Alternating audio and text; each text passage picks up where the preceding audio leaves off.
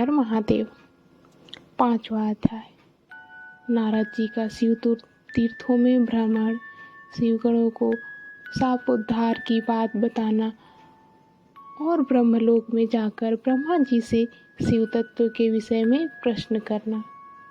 सूत जी बोले, महर्षियों, भगवान श्री हरि के अंतर्धान हो जाने पर मुनि श्रेष्ठ नारद शिवलिंगों का भक्ति पूर्वक दर्शन करते हुए पृथ्वी पर विचरने लगे।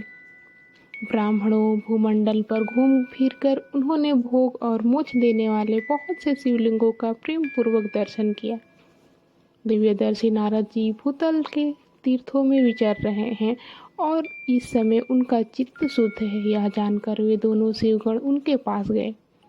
वे दोनों शिवगण साप से उद्धार की इच्छा से आदर पूर्वक मस्तक झुकाकर भली भांति प्रणाम करके मुनि के दोनों पैरों पकड़कर आदर पूर्वक उनसे कहने लगे। शिवगण बोले, हे ब्रह्मपुत्र देवर्षि, प्रेम पूर्वक हम दोनों की बातों को सुनिए।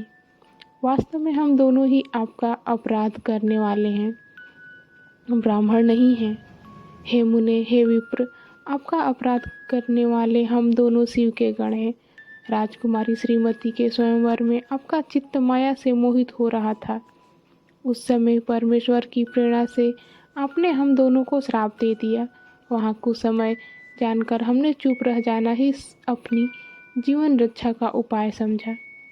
इसमें किसी का दोष नहीं है, हमें अपने कर्म का ही फल प्राप्त हुआ है। प्रभु, आप प्रसन्न होइए और हम दोनों पर अनुग्रह कीजिए। सूत जी बोले, उन दोनों गणों के द्वारा भक्तिपूर्वक कहे गए वचनों को सुनकर पश्चाताप करते हुए देवर्षि नारद प्रेम पूर्वक कहने लगे। नारद जी बोले, आप दोनों महादेव के गण हैं और सत्पुरुषों के लिए परम सम्माननीय हैं। इसलिए मेरे मोह रहित एवं सुखदायक यथार्थ वचनों को सुनिए। पहले निश्चय ही स्वेच्छावश मेरी बुद्धि भ्रष्ट हो गई थी और मैं स्वार्थ मोह के वशीभूत हो गया था। इसलिए आप दोनों को कुबुद्धि वाले मैंने श्राप दे दिए। हे शिवगण, मैंने जो कुछ कहा है वह वैसा ही होगा, फिर भी मेरी बात सुनिए। मैं आपके लिए श्रापोद्धार की बात बता रहा हूँ। आप लोग आज मेरे अपराध को क्षमा कर दें। मुनिवर विश्रवा के वीर्य से जन्म ग्रहण करके आप संपूर्ण दिशाओं में प्रसिद्ध राक्षस राज का शरीर प्राप्त करेंगे और बलवान, वैभव से युक्त और परम प्रतापी होंगे। समस्त ब्रह्मांड के राजा होकर शिव भक्त एवं जितेंद्रिय होंगे और शिव के ही दूसरे स्वरूप श्री विष्णु के हाथों मृत्यु पाकर आप दोनों अपने पद पर प्रतिष्ठित हो जाएंगे। सूत जी बोले, हे महर्षियों, महात्मा नारद मुनि की यह बात सुनकर वे दोनों शिवगण प्रसन्न होकर सानंद अपने स्थान को लौट गए। नारद जी भी अत्यंत आनंदित हो अन्य भाव से भगवान शिव का ध्यान और तीर्थों का दर्शन करते हुए बारंबार भूमंडल में विचरने लगे। अंत में वे सब के ऊपर विराजमान काशीपुर में गए, जो शिव जी की प्रिय शिव स्वरूपिणी एवं शिव को सुख देने वाली है। काशीपुरी का दर्शन करके नारद जी कृतार्थ हो गए। उन्होंने भगवान काशीनाथ का दर्शन किया और परम प्रीति एवं परमानंद से युक्त हो उनकी पूजा की। काशी का सानंद सेवन करके वे मुनि श्रेष्ठ कृतार्थ का अनुभव करने लगे और प्रेम से विठ्ठल हो उसका नमन, वर्णन और स्मरण करते हुए ब्रह्मलोक को गए। निरंतर शिव का स्मरण करने से शुद्ध बुद्धि को प्राप्त देवर्षि नारद ने वहां पहुंचकर विशेष रूप से शिव तत्व का ज्ञान प्राप्त करने की इच्छा से ब्रह्मा जी को शक्ति पूर्वक नमस्कार किया और नाना प्रकार के स्तोत्रों द्वारा उनकी स्तुति करके उनसे शिव तत्व के विषय में पूछा।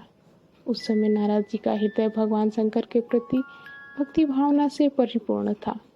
नारद जी बोले, हे ब्राह्मण, परब्रह्मा परमात्मा के स्वरूप को जानने वाले हैं पितामह हे जगत प्रभु, आपकी कृपा प्रसाद से मैंने भगवान विष्णु के उत्तम महात्म्य का पूर्णतः ज्ञान प्राप्त किया है।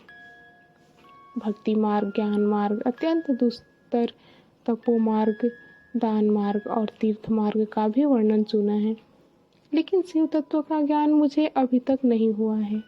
मैं भगवान शंकर की पूजा विधि को भी नहीं जानता। इसलिए हे प्रभु, आप क्रमशः इन विषयों का और भगवान शिव के विविध चरित्रों को मुझे बताने की कृपा करें। हे तात, शिव तो निर्गुण होते हुए भी सगुण हैं। यह कैसे संभव है? शिव की माया से मोहित होने के कारण मैं शिव के तत्वों को नहीं जान पा रहा हूँ। सृष्टि के पूर्व भगवान शंकर किस स्वरूप से अवस्थित होते हैं और सृष्टि के मध्य में कैसी क्रीड़ा करते हुए स्थित रहते हैं। सृष्टि के अंत में वे देव महेश्वर किस प्रकार से रहते हैं और संसार का कल्याण करने वाले वे सदाशिव किस प्रकार प्रसन्न रहते हैं। हे विधाता, वे संतुष्ट होकर अपने भक्तों और अन्य लोगों को कैसा फल देते हैं। हर हर महादेव।